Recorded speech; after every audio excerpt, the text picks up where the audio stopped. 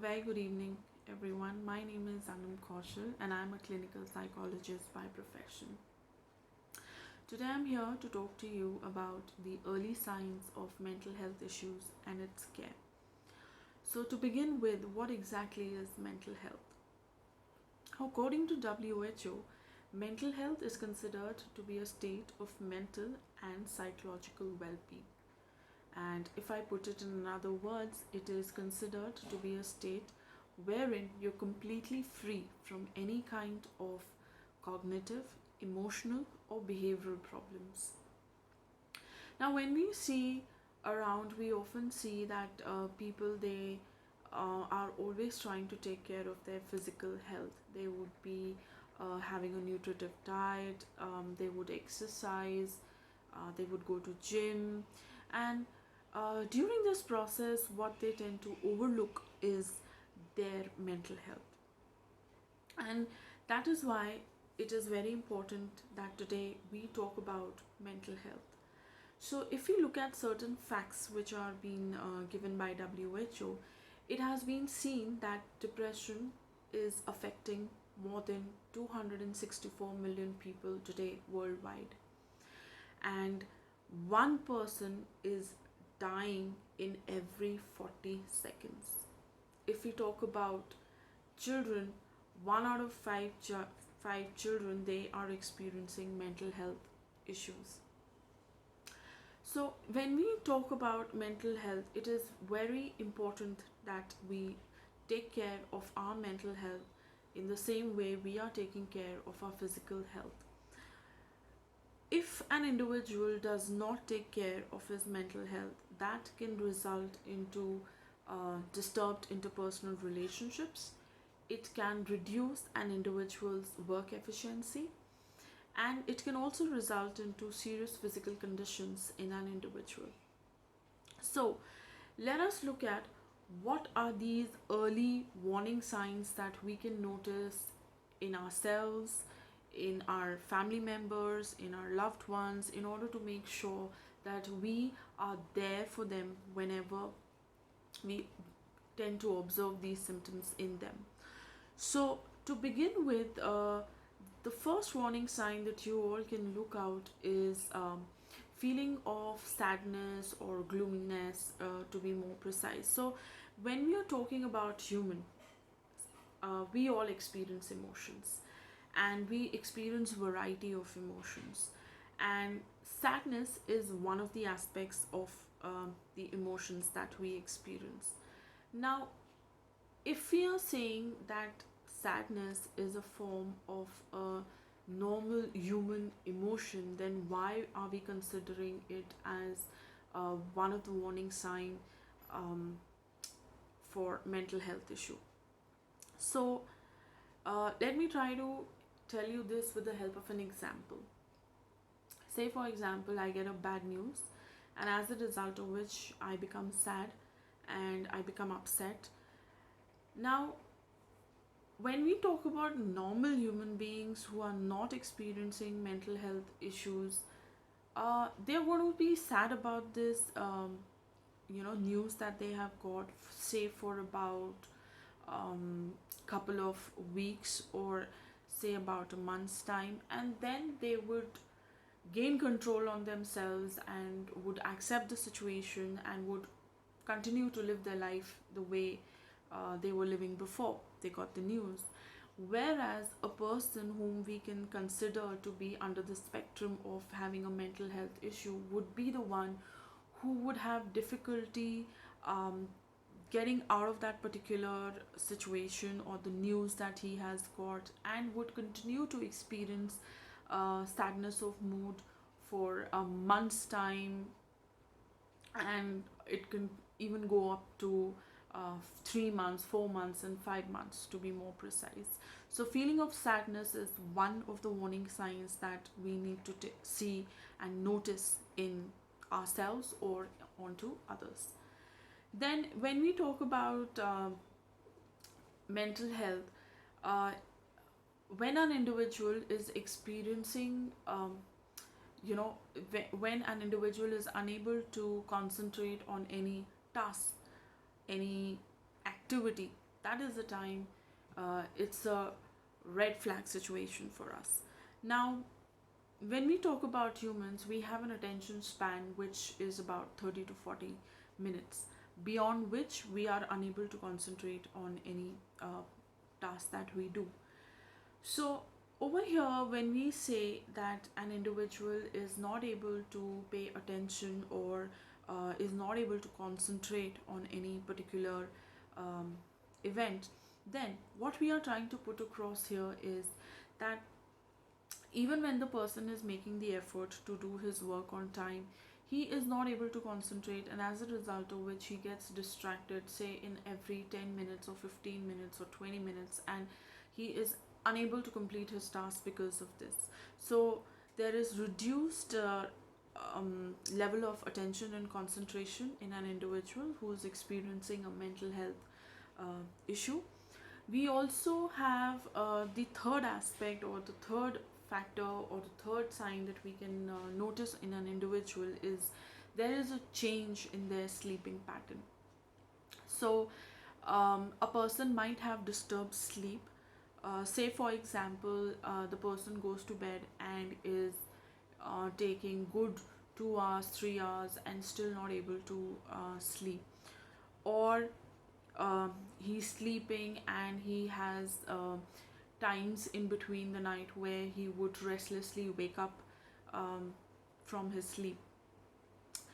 It can also be seen in terms of early morning awakening, or you're not getting good amount of sleep, a sound 7 to 8 hours of sleep which is needed by human body. The fourth thing that we can identify in a person is there is a change in their appetite.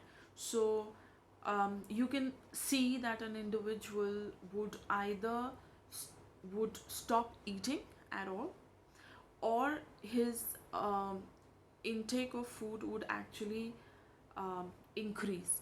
So the amount of food that an individual was having prior to having a mental health issue will now be changed. So say for example, if I'm a person who has, like, say a 4 chapatis in a day, that might cut down to 1 or 2 in a day, or that would actually increase from 4 to say 8 or 10, because that is also one of the way we can see any kind of mental health issue in an individual. Then because the appetite is reduced, or it has increased, or we are having disturbed sleep, the next likelihood that an individual might have is there is a lot of feeling of tiredness and the person is low on energy. So excessive tiredness throughout the day, you're not able to do your work because you feel very exhausted or you feel fatigued. That is also one of the important aspect of mental health. Then over the time, if there is an individual whose intake of alcohol, or say nicotine, or say any other kind of substance has increased, um, or say for example the person was not taking alcohol or cigarettes before and has now started taking, is another sign that we have to look into when we are talking about a person's mental health. The next thing that we can also see in an individual who is experiencing a mental health issue would be the one who would be showing excessive amount of anger, maybe losing his temper very easily, getting irritated and agitated from small things that are present. So even trivial issues of an individual's life would bring in a lot of anger and aggression and agitation in the person. Another sign that we can look into a person is that an individual would tend to avoid any kind of social activity, or the individual would ignore his friends, he would not like to talk to them, would prefer staying aloof, and will not like to talk about himself or herself to other people, might not answer your calls if you're trying to call them. Then um, people can also come up with physical complaints that do not have any cause behind it. So say for example, a person can come up with having frequent headaches. There could be stomach ache that the person would report in certain situations.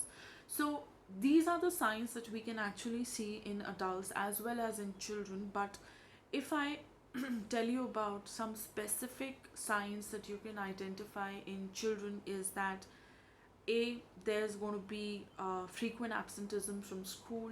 The child would not be regular in attending school. He or she might give you some or the other excuse for not attending school. There could be falling grades of the child. um, uh, the academic performance of the child would actually decline during this point in time. There could be a frequent nightmares that the child might experience. For example, the child would be not willing to go to sleep, or if they go to sleep, they would suddenly wake up crying because of some or the other thing that they have seen in their dream. So, nightmare being one of the aspects that can be identified in children. Then there could be disobedience and non-compliance behavior coming from the child. You try to give in your instruction, or you try to tell your child to do something, and the child would not be interested in doing it, or might even do something opposite to what you're trying to tell the child. So these are the early signs that we can identify in an individual. And these signs are something that we have to be very vigilant about when we are meeting people, or as a matter of fact when we are with our own family members. So going further, I'm going to share certain techniques or certain tips with you that can actually help you to work upon your mental health. So, the way you are exercising, the way you're taking care of your diet, in the similar manner, if you practice these, the pointers that I'm giving out to you, that could actually help you to work through your mental health. So, the first thing is give positive affirmations to yourself. Now, very often what happens is that when we come across any stressful stimulus, or say any stressful event in our life, we start thinking negatively. So we tend to give statements to ourselves that is, say, I can't do this, I'm good for nothing, I can't achieve this. So, the moment we give such kind of statements to ourselves, that automatically induces more negative thoughts in us and more negative emotions inside us, and as a result of which, we one day or the other would just, um, fall back, and we might develop any kind of mental health condition. So, in any given situation, we should try to give positive affirmations to ourselves. We should, tell to ourselves, no, I can do this. It's something that I can manage. There is no difficulty. Such kind of statements actually motivates an individual, and he works through, um, and he is able to get out of the situation that is causing any kind of problem or any kind of stress to the individual. Second is break the silence and speak up. It is very important that whatever we experience, we share. And when I say share, you can always share with your parents, you can share it with your spouse, or any other person in your life, who you can always go up to and share about yourself. So those, probably those friends of yours, so it is very important that we share what we feel. Sometimes we would think that other person would not understand what I'm experiencing, or what I am trying to put across to the other person. But it is always good to share what is inside you, because even if the other person did not get the message, even if the other person did not understand you, but there has been a venting out of the emotions that has taken place, and you would actually feel very lighter after you speak to someone about your problems. Third is that we set a routine for ourselves. Very often we see that, we are so busy in this our lifestyle, that our work and our family requirements, so we are not able to maintain a balance between it, and as a result of which we feel that we are just falling apart. So it is important that we set a routine for ourselves, we prioritize our work, and according to that we finish our work on time, so that we can give um, good amount of time to our family also, and good amount of time to our work also. Then the fourth important thing that can be done is pursuing a hobby. Now, it might sound like, for an adult, that I'm quite grown up to actually pursue a hobby, but pursuing a hobby actually works. Like, for example, during this pandemic that we are experiencing, and during this time, if you are doing work from home, um, try to take out that time, where you do things that you like doing. It's not about going out of the house. I understand that now, if you're a person who likes going for a walk, or if you're a person who likes going to the gym, or say if you're a person who likes to sit um, with his friends and have that time together. So if you are one of those, and if those are one of your hobbies that you like doing, then it is important that you try to look in, self introspect those things that you tend to like, and try to pursue a hobby, do something that you like doing at this point in time. Then it is very important that you spend time with yourself.